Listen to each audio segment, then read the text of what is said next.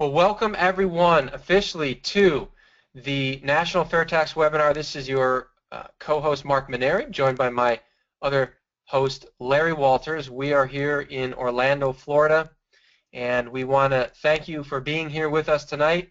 We are going to spend the next hour talking about the fair tax, educating you on its main points and merits, answering your questions, and sharing why we believe this is a formidable solution to upgrading our tax system.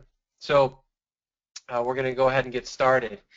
And one of the things that I always love to say, and really the thing that I like to say up front whenever I am facilitating a fair tax webinar, is that the fair tax is simple, and we have got to evolve our economic platform in order to really regain strength as an economic superpower and a leader in the world that we've, quite frankly, fallen behind. And we can do that by propping up our economy. And of course, the question is, well, how do we do that? How do we accelerate this economy? And the fair tax is an extraordinary way to do that. And by doing it, we become much more simpler and we evolve. And sometimes simple is better, right? So here we are. We've got 75,000 pages in our tax code. There are not two accountants in this country that could look at the same tax return and get the exact same result. It's just impossible. It's convoluted. There's loopholes all over the place. There's Band-Aid after Band-Aid after Band-Aid. We've got to rip the thing off and apply a fresh solution to this wound, if you'll stay with me in the analogy. So, what we love about the fair tax is that it is 131 pages, double-spaced. Pretty neat. So, what we're going to show you tonight are the 7, let's call them, for lack of a better term, impediments to having a tax system that facilitates a robust economy. And I'm listing them right here on the screen. You should be able to see these bullet points here. And so we've got a very convoluted system. We've just shown you that with 75,000 page tax code that continues to become just bloated and trickier every single quarter that goes by. It inspires the wrong behavior. There's no transparency. It's incredibly inefficient, impedes privacy. There's winners and losers, and it's time intensive and laborious. And so what we're going to do through the first part of this presentation is show you how the fair tax literally repeals all 7 of these impediments that put drag on our economy and introduce the fair tax to you in a way that counters each and every one of these, so that we can be a more efficient, effective tax system that allows our economy to thrive. So the fair tax is legislation that was introduced years ago, over a decade ago. And every time Congress reconvenes, it has to be reintroduced. And so right now it's known as H.R. 25 in the House and S-133 in the Senate. Sorry, S-155 in the Senate. And it's simple. As I already mentioned, 131 pages double-spaced. You can go to fairtax.org, download this, and you can read this thing and actually understand it, which is pretty neat, given the legislation that currently exists in Congress today. So one of the other items, and a key item that punishes growth, our current tax system does, and the fair tax supports growth. So the fair tax is a consumption tax, not an income tax. And you only pay taxes on what you spend, not on what you earn. So think about this. The fair tax eliminates all federal taxes and repeals the 16th Amendment. Now watch this. What do we mean that the fair tax punishes growth? Well, very simple. Think about it.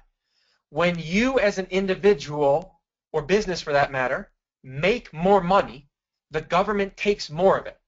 So the question is, in a vacuum, does that inspire you to want to make more money? Of course, the answer is no. Think about capital gains taxes. Are you inspired in a vacuum to go make more money on your investments? No. So we've got this thing where, of course, people do want to increase uh, their their um, their way of living, their lifestyle. However, it becomes very convoluted and tricky to do so in a way where the government doesn't take a whole bunch of extra money that we make after putting in all the blood, sweat, and tears to do it.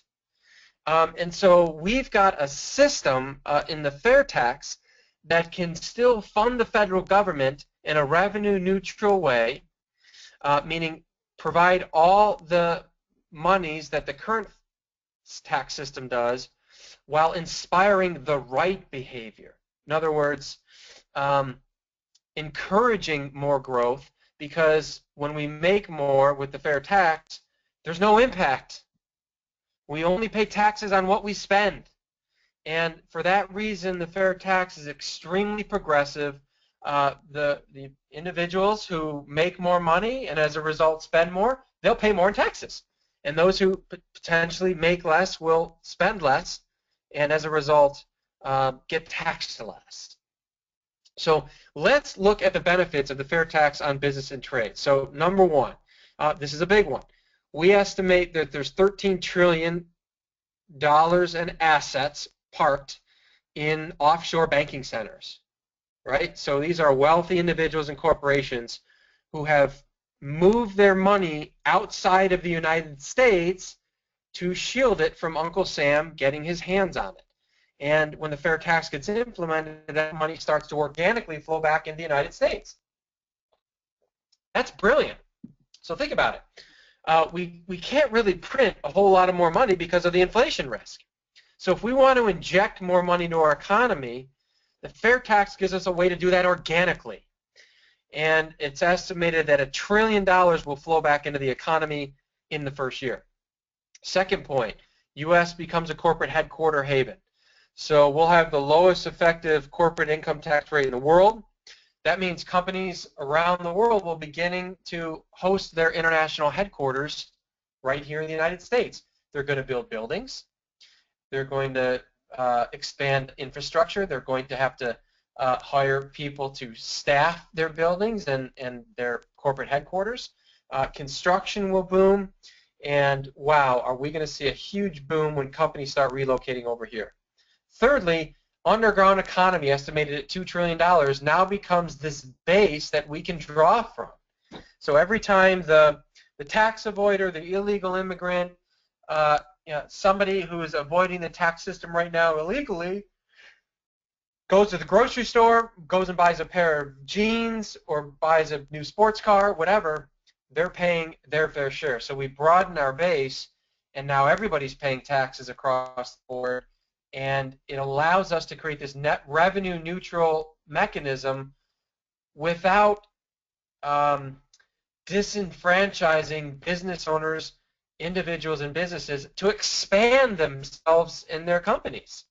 So it's really brilliant. So the average American's income is going to increase by 29%. People are going to have more disposable income than ever before. And guess what's going to happen? They're going to spend more, they're going to invest more, they're going to save more, and we become this much healthier, more robust economy as a result. So lots and lots of economic advantages, and there's no downside. Like if you look at your effective tax rate under the fair tax from low-income earners to the middle class to high-income earners to seniors who are on a fixed income, it's less. It's less. Your effective tax rate will be less under the fair tax, and then the way that we collect a revenue neutral amount of money is that we broaden the base, and now everybody pays their fair share. Really, really fair, simple, and brilliant. In addition, it's fully transparent. There's no loopholes. So look, one tax, a national retail sales tax on new goods only and services. So goods only get taxed one time to the tune of 23%, and there's no taxes levied on business-to-business transactions. So, like, really smart, guys, right? So right now we've got a very inefficient tax system. And when we move to the fair tax, it's going to be very, very simple to collect these taxes. So how are we going to do this? Currently, 45 states have a sales tax, a state sales tax. We will leverage those entities and call them state sales tax bureaus. We get 80% more efficient by now collecting from 18 to 20 million businesses instead of 120 million households. There's one form to fill out. It's very simple. What are your gross revenues? So you take your gross revenues as a business, you multiply that by 23%, and you remit that to your state sales tax bureau that is responsible for you. So very, very simple. We become extremely more efficient. Right now it costs the IRS, which runs $13 billion on our taxpayer dime. They only collect about 75% of the taxes that it should. And we will eliminate the IRS over a 3-year period when the fair tax gets implemented. So extremely more efficient. And of course, the thing that I think people really love here is that your privacy gets protected, right? You pay your taxes when you make purchases. You don't fill out all these convoluted income tax forms. By the way, as a self-employed business owner, I can really attest to this. Like, I look at it and I go, I would pay the same amount of taxes. Quite frankly, marginally more, if I didn't have to go through the rigmarole of thinking about tax implications on my business decisions, hiring an accountant, and spending time, energy, and real money on doing my taxes every year. It's a pain in the ass. Excuse me. But it is. And I'd rather reinvest my time, energy, and brain power into my business than thinking about tax implications. And the fair tax really allows me to do this in a very, very efficient and effective way. And of course, we'll get to this in a second about pricing. Because I don't have any more income taxes, and because I don't have any more business taxes, and I don't have any more compliance costs to file my taxes, yes, I have to set aside 23% of my revenue, but all of my taxes go away. So it's virtually a wash. And I get the luxury of not having to spend and invest a lot of my time, energy, and resources in doing taxes every year. Thank you very much. I'll take that every day of the week and twice on Sundays. So also, with our current tax code, we've got winners and losers. And I imagine that people understand this when I say it. Like, if you're wealthy and you've got access to the best accountants or advisors, or you're a corporation and you've got lobbyists, well, guess what? You figure out ways to dramatically minimize your tax burden. And the middle class, the middle class doesn't have access. They either can't afford it or they're unaware of it. And as a result, many middle class people right now pay more taxes than wealthy people. Now, I don't blame the wealthy for doing it. Who could blame them for wanting to keep their money? But it's unfair. And so right now you've got winners and you've got losers. And we create a level playing field. So that's one way that we create fairness. The other way we create fairness is to look at unburdening the lower income class Americans on the fair tax that they pay. And we call this the prebate. The prebate is a very important part of the fair tax legislation that's built in. So I'm going to move it along to the next screen, and what I'm going to show you here is exactly how the fair tax works. I'm going to allow you to rest your eyes on this and look at the green section, and I'm going to take a sip of water here and just look at the questions and see how we're coming on those. Yeah, good. So keep writing in your questions, and then I'm going to explain to you how this prebate works. All right, so basically what you're looking at here is if you're on the right side and you're looking at a 2-adult household and you scroll down your eyes to the screen section, you've got 2 kids. That means you've got a household of 4 people.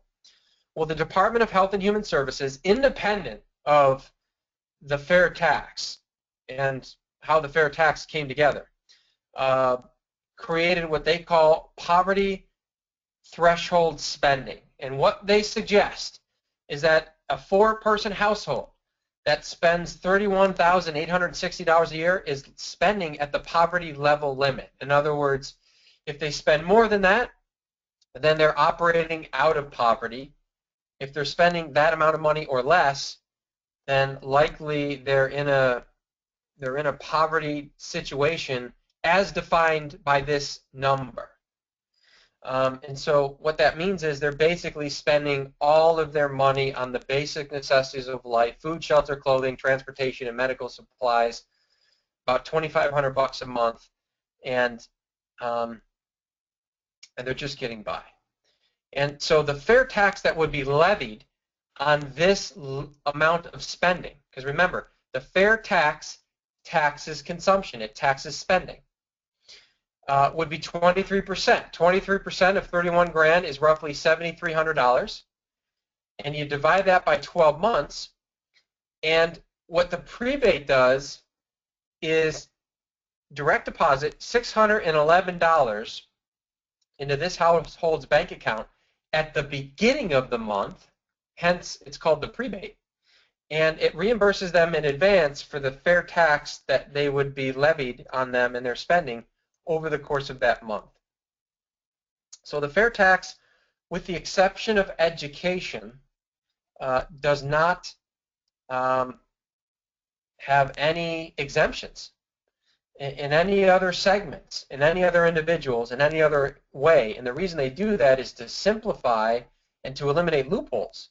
So with the exception of education, no other spending besides used goods is exempt from the fair tax for the reasons I just spoke about. And what the prebate does is it reimburses people in advance for their basic necessity spending, and then that way we say to lower income class Americans, hey, we're looking after you. Now watch this though. Every single household qualifies for a prebate, depending on the size of your household. So it doesn't matter if you're, what your income is, you qualify for it with a valid Social Security number. So really important to understand this, and understand that the fair tax really looked at this and created fairness by writing the prebate into it. All right, so now let's look on prices. This is really important, so open your ears here, because oftentimes people hear the fair tax 23% on all new goods and services, and they go, oh my gosh, prices are going to go up by 23%, and that's not true. And here's why it's not true. So right now, businesses pass off their income taxes and their compliance costs to the consumer, and they reflect that in the price tag of everything that we buy. It's just a line item expense on their profit and loss statement, and they adjust their pricing accordingly so they can still make a profit. So they consider income taxes, business income taxes, and their compliance costs as expenses, just like overhead and rent and payroll and labor and supplies and all those good things. So we're paying that right now when we go and buy something at the cash register. And that is what we call the embedded tax, which is equivalent to approximately 22% in all retail goods. It's a little bit higher in services. And so what happens is the embedded tax comes out. That 22% comes out, and the fair tax of 23% gets put in. And so what we estimate is that prices across the board, depending on your industry, will increase 6 to 10%. And then as a result of competition, those prices increases will come back down. So you may So here's one way to think about this. And I've used this example before if you've been on this, but I think it's a simple one. If you go to the mall and you're buying a pair of designer jeans for $100, here's what happens. So right now you go and you buy a $100 pair of jeans, and it's $100 plus any state sales tax and or any local municipal sales tax, and you pay that.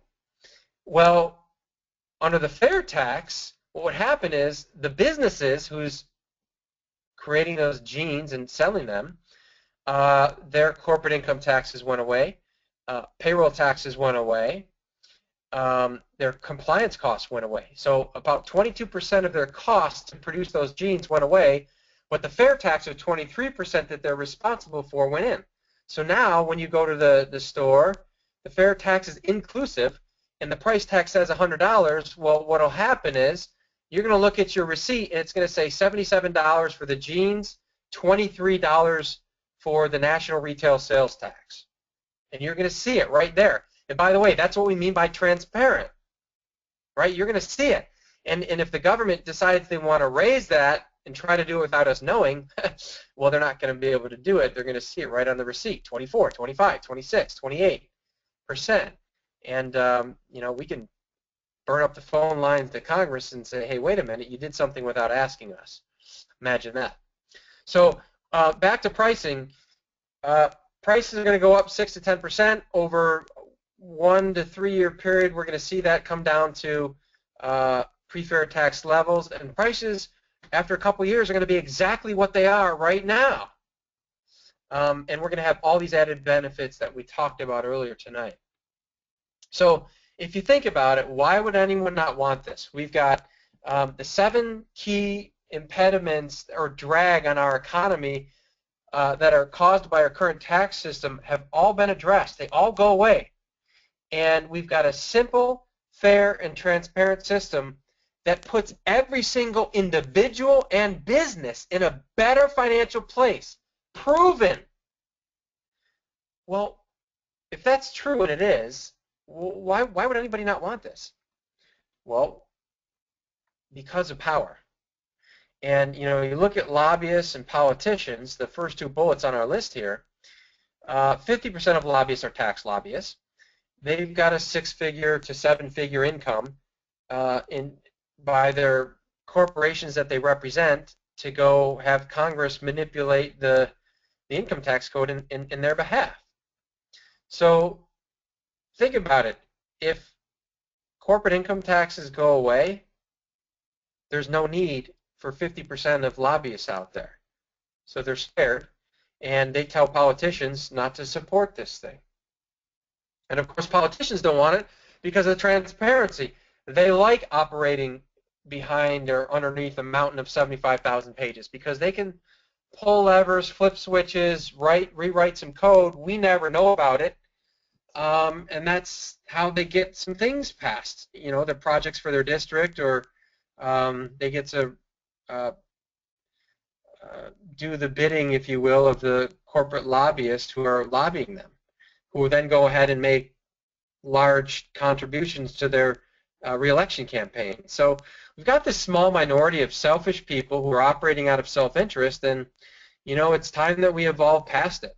And the only way we're going to do it, guys, is with a really sound, solid, formidable grassroots effort. So there you go. There's your main points on the fair tax and how it works.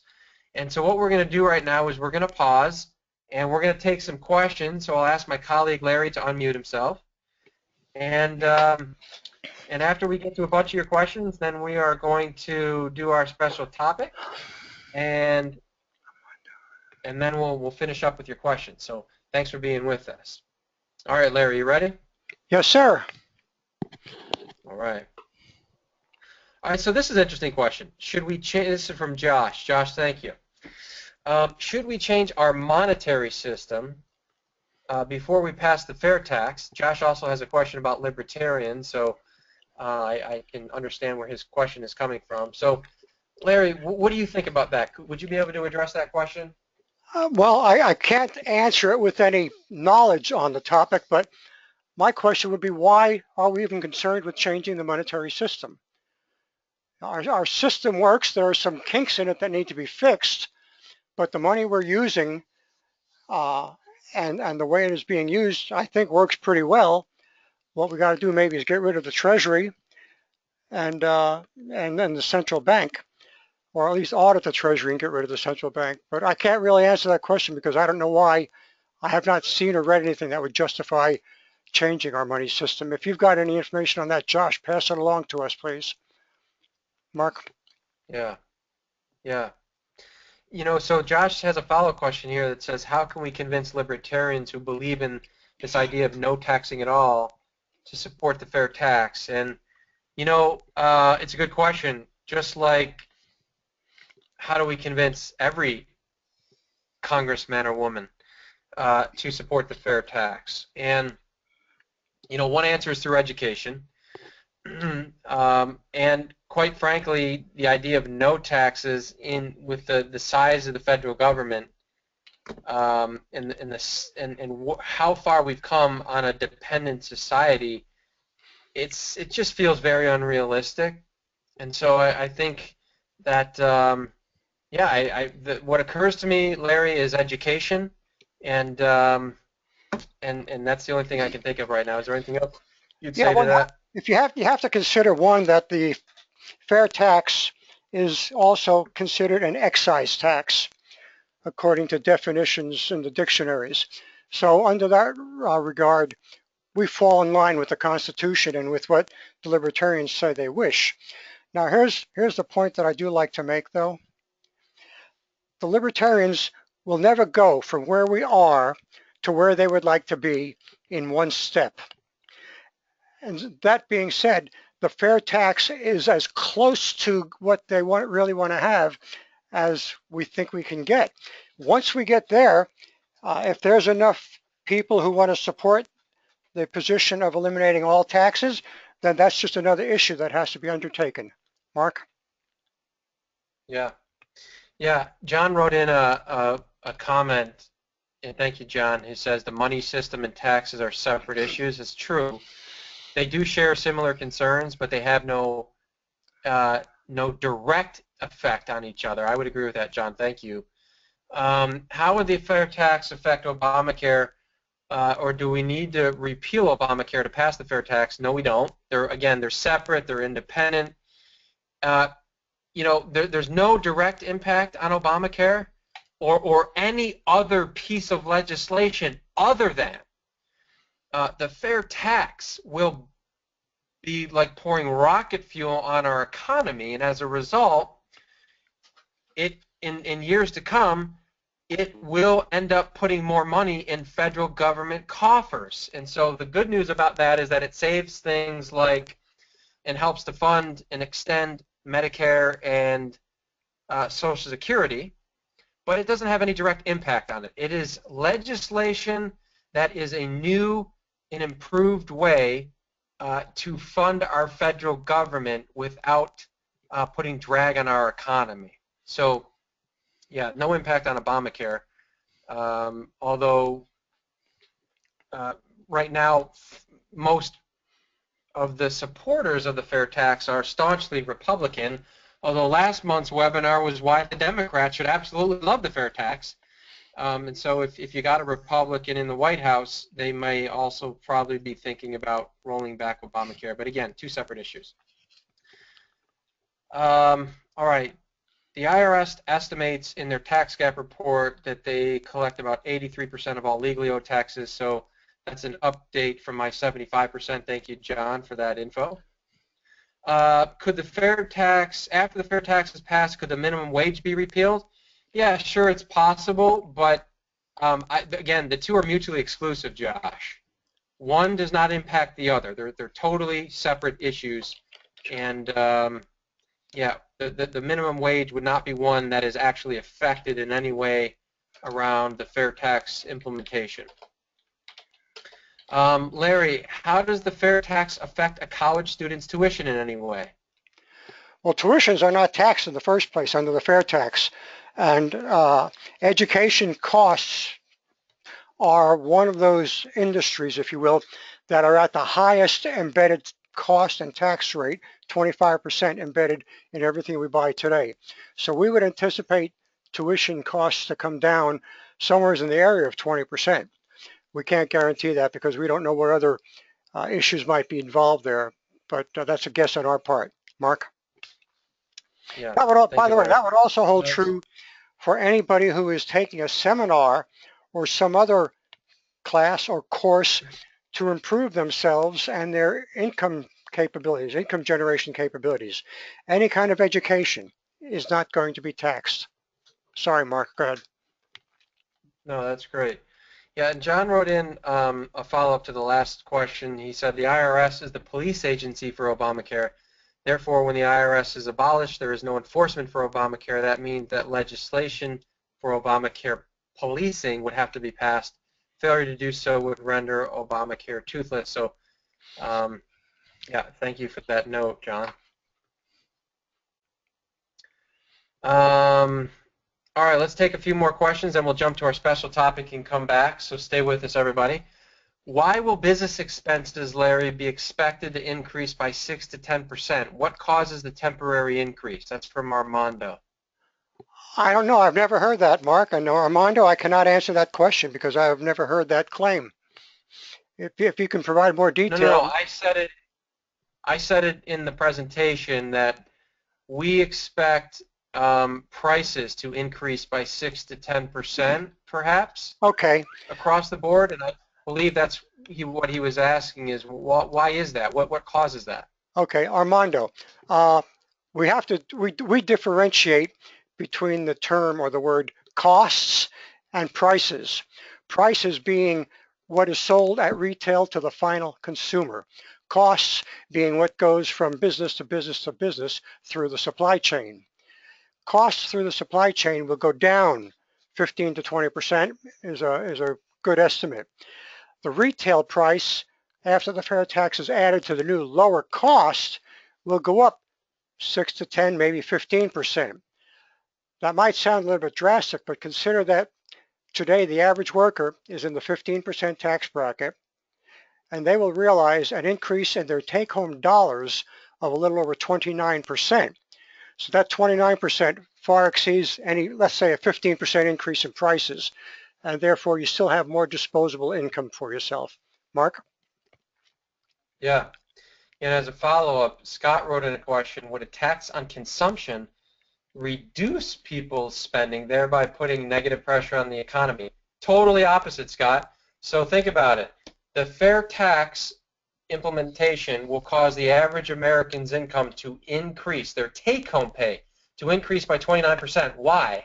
Because right now we have gross pay and net pay, right? Because of tax withholdings. So if you make $5,000 a month gross, right now you take home maybe, I don't know, I'll ballpark it. Depends on your claims of dependents and lots of other things, but let's call it, I don't know, $3,900, $3,800. Well, under the fair tax, income tax go away. There's no more withholdings anymore. So you make $5,000, you take home $5,000, right? Plus you've got the prebate, plus you can save some money on buying used goods, which answers another question here from Ron. Would used items like cars, appliances, houses be taxed? The answer is no. Used items are not taxed. I will address real estate specifically more in a second, Thomas. So what are Americans going to do when they've got a 30% or greater disposable income? Are you kidding me? We're going to spend like madmen, because that's what we do in this country. We spend money. You know, some of us do it a little more responsibly, excuse me, and they invest it or save it. But with more disposable income, we're going to be much more prone to spend, especially on bigger purchases like cars and houses and things like that. So absolutely the opposite of what you were thinking, Scott, but thank you for the question. Larry, what happens to the money currently in tax-sheltered accounts? Well, that would depend on what kind of a tax-sheltered account. Let's look at it this way in its simplest form. there is no tax on any form of income, regardless of where it comes from. Now, if you can relate that to the particular type of tax shelter you're talking about, that is your answer. I'll add at this point that those seniors, for example, who have retired and are taking distributions on 401ks or IRAs or one of the other pre-tax systems where they were allowed to make deposits while they were working, and whatever amount they deposited, they did not get taxed on that year, with the agreement that when they took distributions, they would pay their income tax then. Well, the income tax doesn't exist anymore under the fair tax. So they get a windfall, and all of the distributions they take come to them untaxed. And to follow on to that, their Social Security income, which is taxable under the income tax, is no longer taxable. So if they're taking Social Security before they're entitled to their full benefit, for example, they are going to be taxed $1 out of every two earned from whatever other source of income they have. From this, so their Social Security will be taxed $1. And once they reach full Social Security requirement, then depending on what their gross income is, their Social Security numbers will be counted into that. They could be still taxed on that under the income tax. That all of that nonsense goes away. The system becomes very clean, very simple. Mark?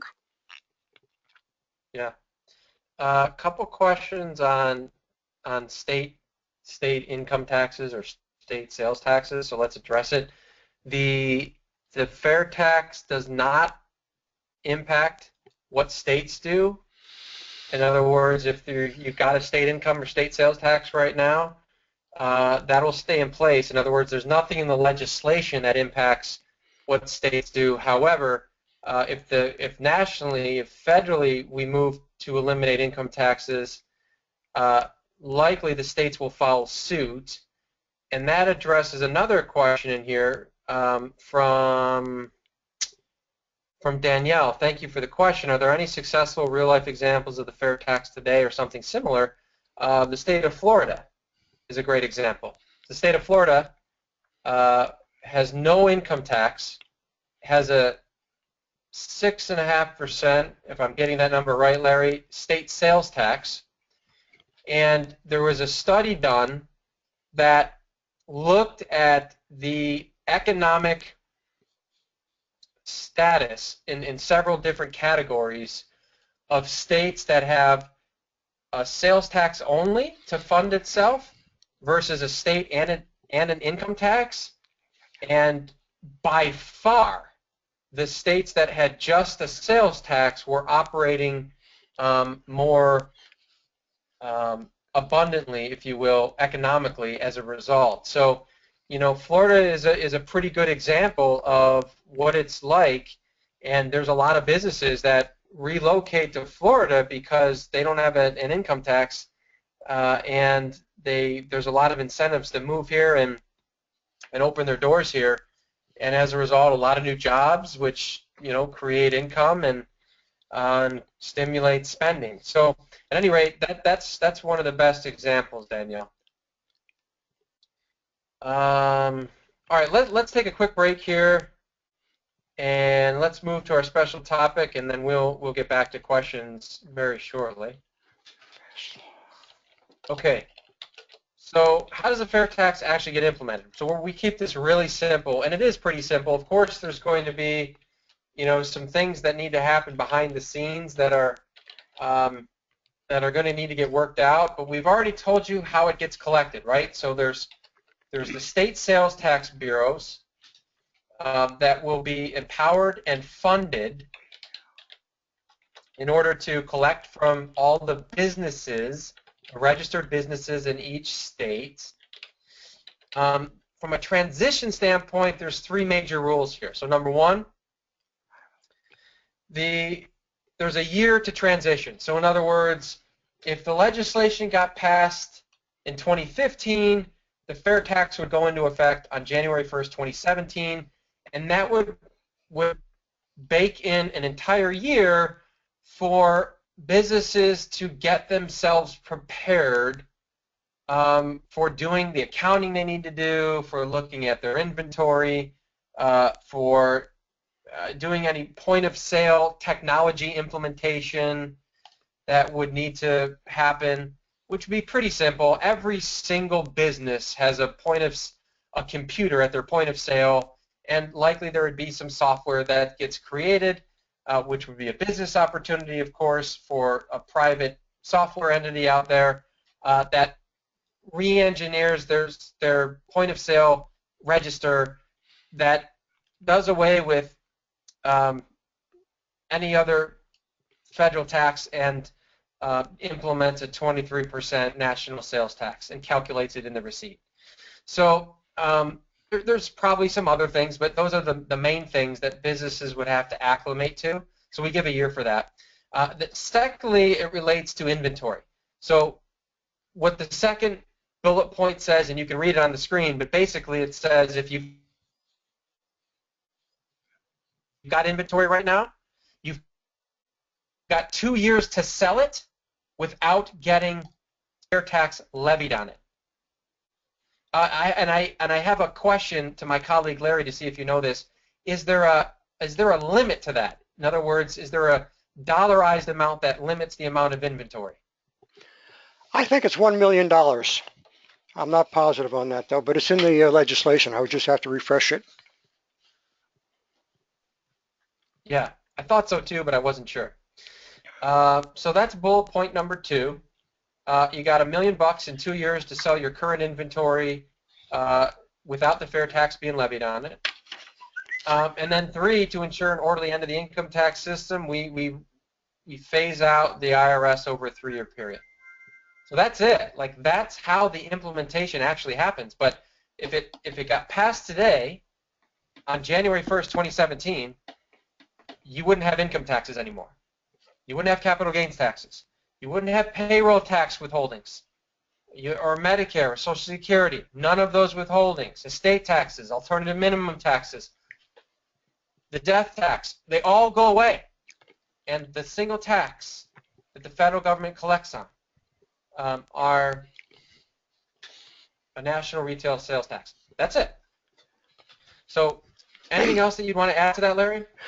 No, that's fine, Mark. Yeah. So we're going to get back to the questions in just a second, but I want to have everybody consider becoming a member of the 1040 Club. What the 1040 Club is, that you would agree to donate $10.40 a month. You can go to fairtax.org /1040, and this is just, if we had 100,000 people going and donating $10 a month to the fair tax, boy, would we have a massive amount of increased dollars that we could use to advertise and hire full-time lobbyists on our behalf, and to influence our politicians, and we could do a lot more. So, hey, look, this is a nonprofit right now, the voice of a nonprofit asking you for your support. So if the fair tax, with what you've heard so far, speaks to you, inspires to you, calls to you in any way, please support with your money and also with your time, which we will talk about how to do so in just a bit. All right, so I am going to bring back our questions.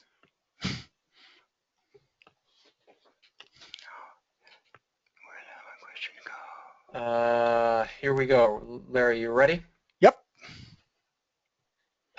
So does everybody get a prebate check, or just people under a certain level of earnings? No. Income is not a factor with the prebate. The only factor is, if, correct me if I'm wrong, Larry, is if you have a valid Social Security number. And a legal U.S. resident. Yeah, and a legal U.S. resident. That's it, right? That's it. And every member of your household has to be qualified the same way. Yeah, so the Department of Health and Human Services tracks spending, and they determine the prebate has been determined based on poverty level limit spending, based on the size of your household. But your income does not determine whether or not you get it. The size of your household does. That's it. All right. Let's look at home purchases and real estate. So what happens? Okay, so first, let's take you through the life cycle of a real estate purchase. You got a business, a home builder, construction company. They build a house. All of their transactions, from the land to the copper to the wiring to the block to the wood to the shingles to the labor, all of those expenses, those are business-to-business transactions. Fair tax is not levied. When they sell that house to the consumer for the very first time, what the fair tax legislation says is that it taxes things one time when they're new. The fair tax would be baked into the price of that home, and that home builder would be responsible for setting aside 23% of its sale and remit that to its state sales tax bureau. Once that homeowner lives in it and they resell it and it gets resold umpteen times into infinity, no fair tax is levied. It's considered a used good. And so that's how new and used real estate purchases are handled under the fair tax. We've already talked about, Dale, Social Security and Medicare withholdings, they go away. John wrote in a comment, buyers of new homes will pass on a portion of the fair tax that they paid when they sell the home. That's because the price of used homes will be partially determined by the price of new homes in the area. Thank you, John. How is gambling affected by the fair tax, Larry? That the casino or whatever the place of gambling is will be responsible for paying the fair tax on their gross receipts, less any credits that they might have for payouts. That's as simple as that. Yep.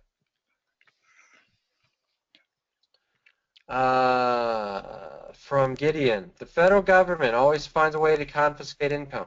What does the fair tax do that prevents government from dipping into pockets again? Great question. It repeals the 16th Amendment and forbids the federal government to levy taxes on income. Period. End of story. Written into the legislation. Must happen. Are socialists like Bernie Sanders afraid of the fair tax, Larry? That's a great question. I could apply that exact question to 90% of our Republican Congress. Everybody in Washington, D.C., who is part of the elite establishment is afraid of the fair tax. The income tax system, as it sits, is the goose that lays their golden egg. They get billions of dollars in campaign contributions and other perks for supporting tax benefits for whomever the lobbyists are promoting as in their special interest clients. So Bernie Sanders, he may be afraid of the fair tax, but he is certainly not alone. Mark? Yeah. Yeah. As a follow-up to the last question, Kevin wrote in, some folks are worried about having to pay income tax and a consumption tax at the same time. In other words, under the fair tax, the IRS doesn't go away fast enough, or the 16th Amendment isn't repealed fast enough, and at some point the legislation gets rewritten or manipulated and the income tax is resurrected and we wind up paying both. Please address. Larry? Yeah, that is not an uncommon question, Kevin. Think about it this way.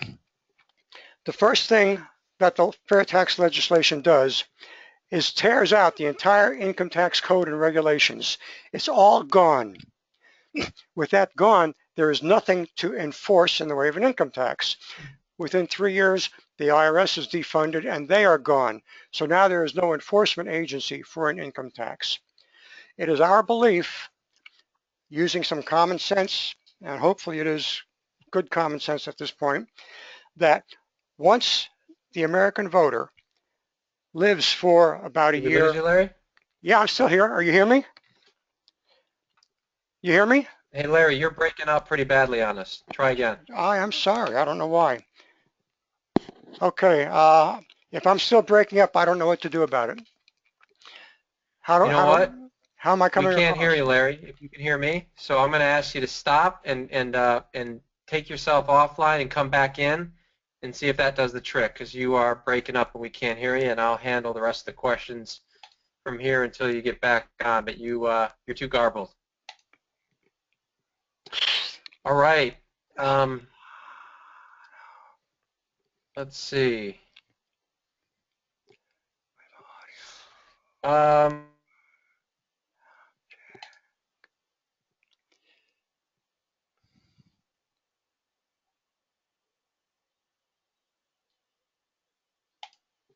Hello, check 1 2. Hello, check 1 2 3 4. Check 1 2. if Josh, like, you know, it would be great for that to happen. So we would love to see that, and the question is our influence, right? So if you still feel strongly about that, then I would find out who the moderators are and go post on your Facebook and email all your friends and say, hey, click this link and copy and paste this note which says we want the fair tax debated at the next debate. And that's what we need to do. We need your support like that. So thank you for bringing Hello, it up. We'd test love to one see two. that done. Yeah, you're coming in great now. Is that you, Larry? Well, I hope so. Yeah, good deal. All right. Gary wants to know, what is a realistic time frame, Larry? This passed and implemented. Well, being we are in the 10th month of the first year of this session of Congress, the most realistic thing right now is that the fair tax might get passed in the Congress of 2016. And that, of course, is going to depend on all of us doing our job of passing the word, educating as many people as we can, so we can get that magic number of 3,000 activists in each congressional district to let that representative know their job is at stake if they don't support the fair tax. Okay, assuming it gets passed in the, let's say, midway through 2016, it would be implemented on January 1st of 2018. That would give a year and approximately 6 months for the software that's going to calculate the new federal sales tax on board, and as well as taking away any withholdings that have been done under the income tax system and getting that tested and working. And then on January 1st, 2018 at 12:00:01, 1 second after midnight into the new year, the fair tax is in place and no longer will income tax be implemented anywhere in the country. Mark talked about the inventory earlier, how there's credits available for that for the first 2 years. And so there's going to be some ripples, there's no doubt about that. But we think it'll be a relatively smooth transition, considering that the fair tax itself is as simple as it is. We should not run into the kinds of issues that we did with Obamacare. Mark? Yep. Thank you, Larry. All right, from Dave, can you put on this same presentation to all members of Congress? Yes, we physically we can do it. We've done it for 7 years. It's a matter of access, right, Dave? So, something that it's actually really important to know is that when 3,000 constituents in any given district all pour in a timely fashion at the same time on a given issue, that is the magic number that has politicians pick their head up and go, hey, we got to pay attention to this because there's enough of my voting block that is going to affect me in my next election. That's the number. So the thing that we've got to do, Dave, is we've got to be out in mass. We've got to get this message out. get people communicating with their elected officials, and then, we may have a voice. There's Larry, I always have to lean on you for this. I believe there's 83 co-sponsors of the bill right now. Is that accurate? Or We've am I got, off? yeah, I'm just thinking we've got 72 plus one in the House, so that's 73, and seven in the Senate. So that's 80, not 83. Unless something has happened in the last few days that I did not pick up on. Mark? Yep, got it. All right. A couple questions about candidates. Are there any other candidates that support the fair tax, Larry, or that have talked about it? Can you speak to that? Uh, Say that again. I was doing something else here and I didn't catch the whole question. Yeah, are there any other candidates besides Huckabee that have gotten behind the fair tax? No, no. The closest we have come is at the last Republican debate when Dr. Carson said that he was looking into the fair tax. That's the best we have, Mark. Yeah. All right. Let's see here. All right, this is back from Armando. He says, you didn't, sorry, I still don't, and for me, you didn't explain why consumer prices would go up while business expenses go down. Let me take a stab at this, Larry, one more time and fill in the blanks. So let's start with business expenses. We had a slide that showed you there's embedded costs of our current tax system to the tune of 22% for every business.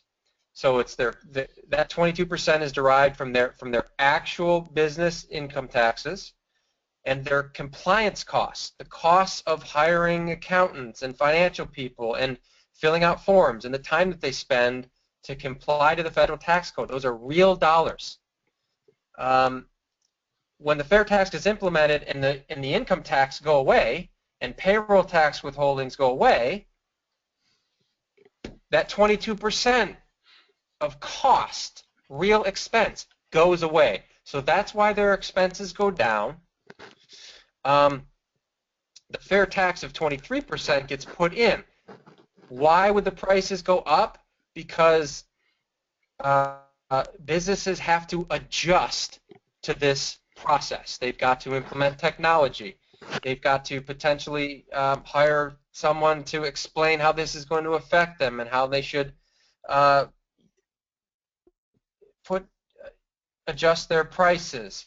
And so out of hedging their risk, they may raise prices a bit to cover their perceived or actual costs to acclimate to the fair tax. But what you've got here in very simplistic terms is 22% of their costs go away, 23% in the form of the fair tax gets implemented, which is going to cause them to have to get acclimated to that, and prices are going to go up marginally as a result of that to hedge against their price risk. And once they see that they've got a big opportunity now to capture more market share, those prices will go back down. Anything else, Larry? Just that I think, Armando, you need to keep in mind the fact that the fair tax does not affect any business from the inception of a product, whether or not it's ore coming out of the ground or woods from the forest, whatever it might be. It does not affect any business that is moving product to another business. So those costs per business all come down before the fair tax gets added at the retail point of sale. That's it, Mark. Yep. Thank you, Larry. All right. How fast can our national debt be paid off when the fair tax is passed? Well, while the fair tax boosts the economy and generate more revenue, Josh, it's a question we can't answer because there's two components to paying down our debt: make more money and cut more spending. And the fair tax doesn't control spending. We've got to address that on another front, which is an important issue. But we certainly can look after one big piece of it and help the government make more money. We're going to have to elect people that decidedly want to spend less. Tom Kelly says, the fair tax is paid by the purchaser or by the business? It's paid by the purchaser at the retail point of sale and then collected and set aside by the business, who then remits it to their state sales tax bureau. What would force businesses to reduce their prices? Competition. So think about this. You've got more disposable income, which means more spending. Business and the economy is going to start to accelerate. Businesses see that. When businesses want to capture more market share, the number one tactic that most businesses use to do that, cut prices. Undercut the competitor so that they can capture more market share. That's the market forces that will have them reduce their prices back to pre-fair tax levels.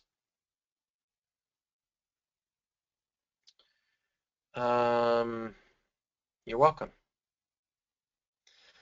For Manuel, I own a medical billing service. When I bill my doctors, is that considered a business-to-business transaction, Larry?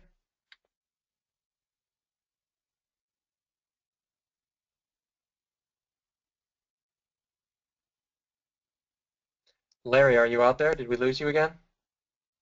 My fault, I had muted myself. In this case, it is not a business-to-business transaction because you are acting as a retailer at this point. You are providing your product to the final consumer, the doctor. Mark? Yeah. Gary, Stephen, and Sven, due to our time, it's past 9 o'clock and I want to respect people's time. I'm going to ask you to type in your question. I'm putting your hands down, but I do want to acknowledge that you've got questions. So go ahead and please write in. Gary's written in a question. Larry, how would the convection of states help or hurt the fair tax? The convention of states, it could help the fair tax if it moved along in its process faster than we do in ours. It can hurt the process of the fair tax by taking talented people, supporters like you and I and Mark, and diverting their attention to the convention of the states as opposed to educating the public. Now here's the catchy thing here, I believe. Even if you could get a convention of the states, in other words, you have to get 28 states legislatures to agree to writing a memorandum or a petition, if you will, to the Congress requesting that Congress set up a convention for the states. And those petitions all have to be worded essentially identical in order for them to be valid. To get that done is not anything that will happen very rapidly. I was just talking with my friend today who's doing a convention of the states for the balanced budget amendment. And he's got 27 states right now. This is after 3 or 4 years of effort. And the last 5 are going to be the last 7 states are going to be a lot tougher than the first 27 were. So they're anticipating being able to get that done in another 2 or 3 years if everything goes as they would like it to go.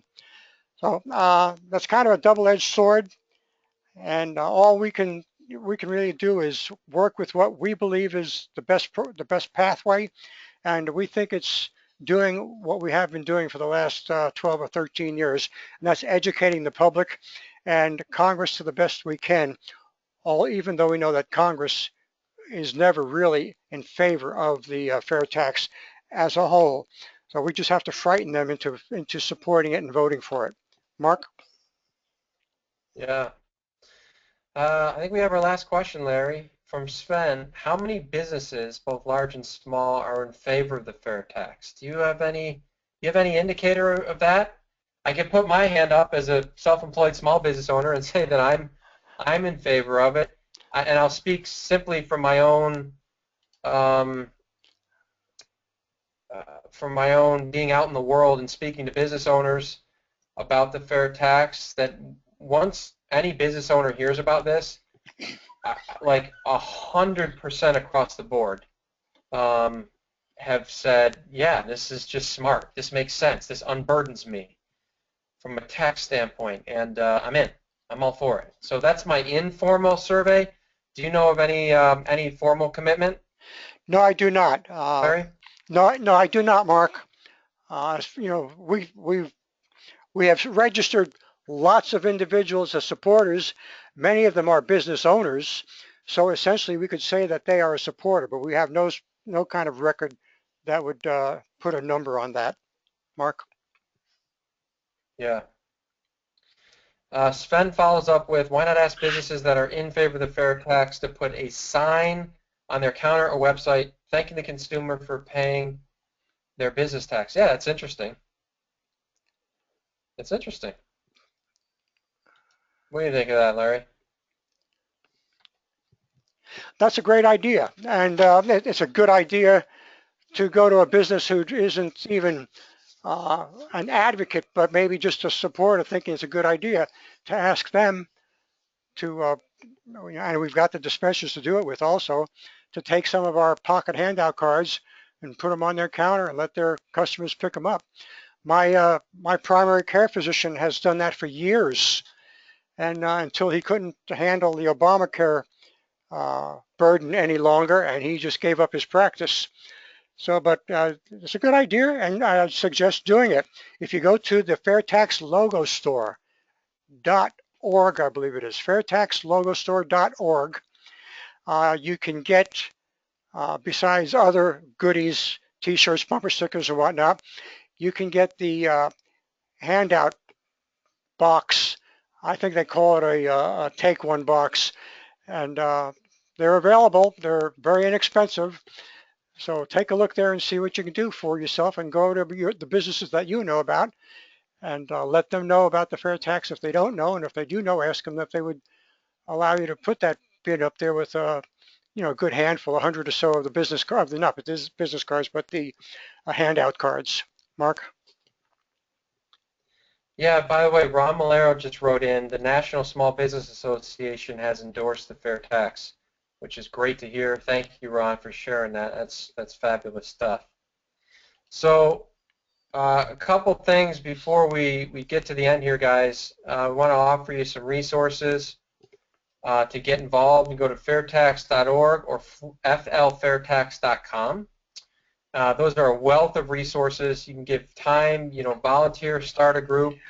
There's a way to go to fairtax.org and find grassroots, find a local club, and either join it or start your own. Bring people to the webinar. Visit popbox.com, brilliant website that lists all the current legislation that is in Congress right now, and you can go search for HR 25 and S155 and support it. And members of Congress look at that as a mechanism for seeing what pieces of legislation people are interested in and supporting. So that's a great one. That's an important one to go to. Tune in to Fair Tax Power Radio, SoundCloud.com. The Fair Tax guys, they do a brilliant job. And you can go to this website to donate, or you can go to fairtax.org/1040. And these are all ways to get involved. And at the end of the day, buy the books, read the legislation, order supplies, open your mouth, communicate with your elected officials. But don't do nothing. Support us. Be a 1040 Club supporter. Find your local club. Get involved. Invest your time.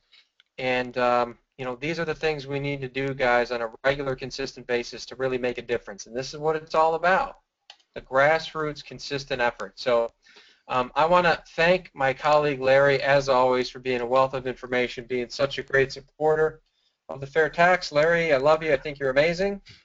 And we thank all the other supporters who have done so much to help make this a reality and to get the word out. We thank you for your efforts, and we thank all of you who attended for taking time out of your evening to get educated, spread the word, come back next month with 2 people on, And we wish all of you a great evening, a great rest of your October, and we will see you next month on the 4th Tuesday, not Thursday, 4th Tuesday, so that we get this webinar in before Thanksgiving. Good night, everybody. Thanks again. Good night, Mark.